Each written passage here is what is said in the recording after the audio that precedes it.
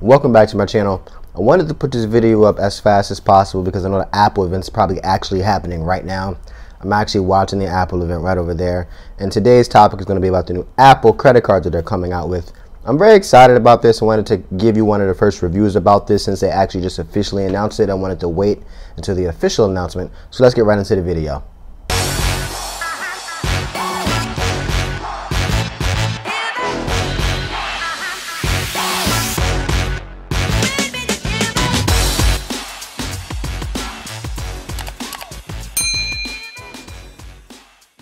Alright, so the Apple card. There are a couple of good things we want to talk about. So the first thing, Apple's credit card is going to be partnering with Goldman Sachs. It's going to be a MasterCard. Alright, so it's not going to be Amex or Visa or Discover. It's going to be a MasterCard, which is not bad. Goldman Sachs will be the company you'll be doing the application with, along with Apple. This is the rewards, okay? So the first reward, you're going to be getting 3% back, cash back.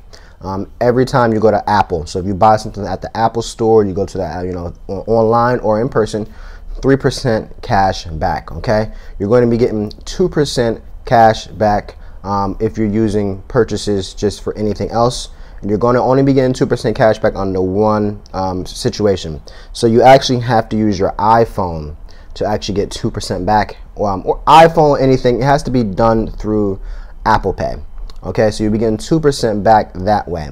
Now, you'll also be getting 1% every day with the physical Apple credit card. So Apple really wants you to use the card through Apple Pay because it's safer through Touch ID or Face ID, like with this phone right here.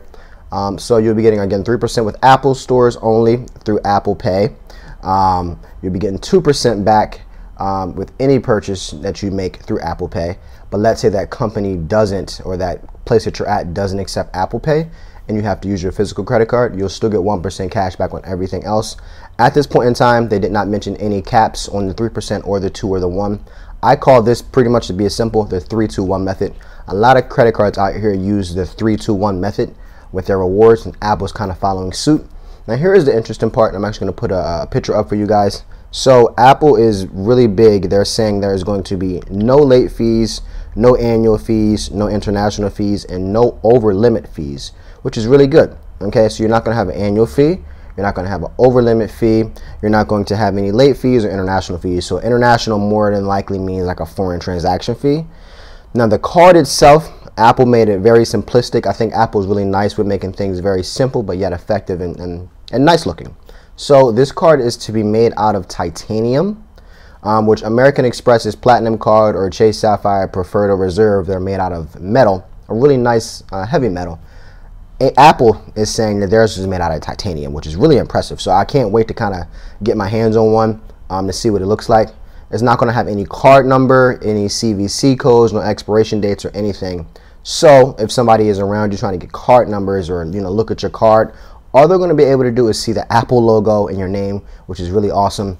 That is the Apple card pretty much in a nutshell. I think this is a pretty good card for somebody who is an Apple user that really loves Apple products, that buys Apple products constantly, because that's where you're going to get your most value at. Okay, you're going to get your most value with Apple stores at 3%. If you're not using the Apple, if you're not at the Apple store, again, you're using Apple Pay, 2%. And 1% when you're using the physical card on anything. 3-2-1 method. That's what this is going to be, pretty much, to kind of keep it simple and sweet. Again, the card is really nice and simplistic. It doesn't have anything on the back or the front except for your name.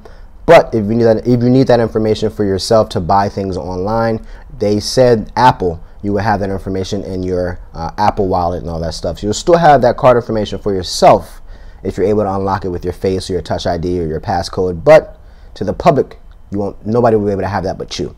That's really, really awesome. So guys, that is the Apple card at this point in time. Again, no annual fee, no foreign transaction fee or international fee, no late payment fees, and no over limit fees, which is really awesome. They also talked about the statement cycle, as far as like your general statement. You kind of get your payment that you owe, your minimum payment, and that's it, and kind of your interest rate.